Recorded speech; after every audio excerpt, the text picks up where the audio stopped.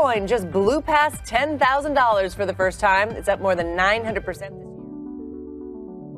Cryptocurrencies, like Bitcoin, have been all over the news in recent years.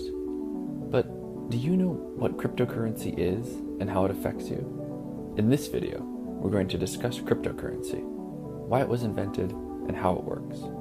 To understand cryptocurrency, we first need to understand currency. Currency is a medium of exchange that can come in many different forms.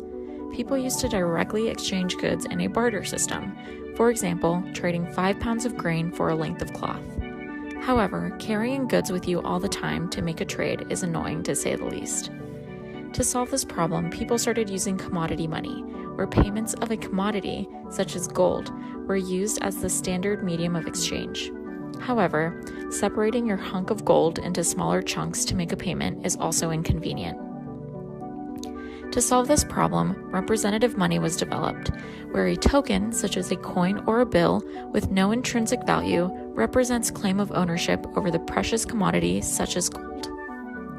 Eventually, this system was replaced with fiat currency, where the value of the currency is established by a government and agreed upon, without the money having any intrinsic value, use value, or commodity value.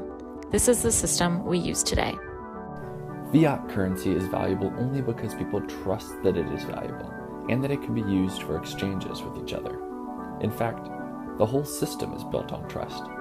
Trust that the banks keep money safe, trust that the government supports the money, and trust that databases keep information about our money secure. Conventional currency requires us to trust these centralized authorities. Centralized meaning a single institution is in control. But the 2008 recession showed that banks can fail, and history has shown us how governments have caused inflation and how databases have been hacked. Single, centralized authorities also mean a single point of failure. Cryptocurrency seeks to avoid the problem of trust by creating a decentralized currency, where no single authority controls any aspect of the currency, and users can exchange money directly, peer-to-peer. So, how does this actually work? Cryptocurrency is a digital currency, but this is different than using PayPal or your Visa card online. Both of those require trusting a central authority, PayPal or Visa, to authorize your transaction of conventional fiat currency. Authorities like this increase the cost and decrease the speed of transactions, and of course, they require trust. Instead, cryptocurrency is fully digital. The value is the bit of information themselves, but this poses several challenges. With a digital currency, how do we make sure people have the money they say they have and aren't spending duplicated or fake money? You can't copy your gold and spend it in 2 places, but you can copy digital information and send duplicated money. This is called the double spending problem. Traditional online transactions solve this problem by having the central authority verify transactions. But remember, cryptocurrency wants to get rid of these. Instead, cryptocurrency systems are made up of a network of users. Each has a wallet, which holds their cryptocurrency. Every wallet has an address or public key that is used to send and receive cryptocurrency. Every wallet also has a private key, which is like the password to access the wallet. A transaction occurs when cryptocurrency is sent from one address to another. Cryptocurrency networks then record all transactions in a digital ledger that is distributed publicly to everyone in the network. This ledger has a record of all the transactions that have ever occurred. When a new transaction occurs, people in the network, called miners, check to see if the transaction is good. If at least 50% agree, then the transaction is verified. The new transactions are put together in a block and then added to the chain of transactions. This distributed ledger, the record of all transactions, is called the blockchain.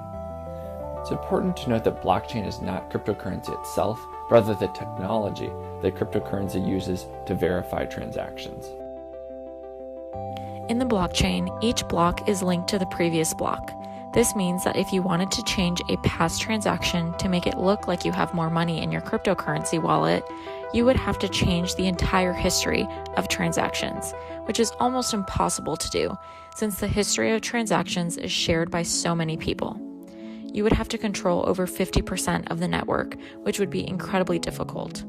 Transactions are verified by miners, who are people using computers to keep the network running. miners solve extremely challenging, time-intensive math problems to be able to add blocks to the network, for which they are rewarded with cryptocurrency.